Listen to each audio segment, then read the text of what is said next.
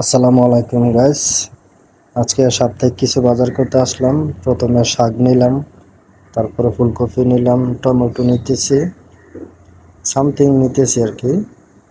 তো টমেটোর দাম কিন্তু অত বেশি না, 1 টাকা কিলো, যেটা রোজার আগেও প্রায় 6-7 টাকা কিলো ছিল, এখন 1 টাকা কিলোতে চলে আসছে।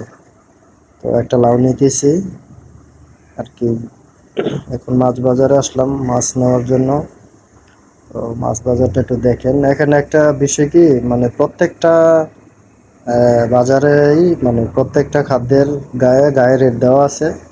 কোনো দাম টাম জিজ্ঞেস করা লাগে না, যার যতটুকু দরকার ততটুকু নিতে পারে। এই যে দেখেন, প্রত্যেকটা মাছের উপরে ছোট একটা পেপার দেওয়া, পেপারের উপরে কেজি কত টাকা এটা লেখা আছে প্রত্যেকটা। তারপরে কিছু মুরগি নিলাম। মুরগি হলো কাটা মুরগি। দেশে একটা মজার ব্যাপার হচ্ছে, যত খামারি আছে এরা অসুস্থ মুরগিও মনে করেন যে জবাই করে খাওয়াই দিতে পারে পাবলিকের। কারণ জাতা মুরগি এদেশে খায় না, মানে জাতা মুরগি বিক্রি করেন আর কি। তারপরে কিছু আলু নিতেছি, আলু। তারপরে এগুলা এই যে কাউন্টারে আনলাম।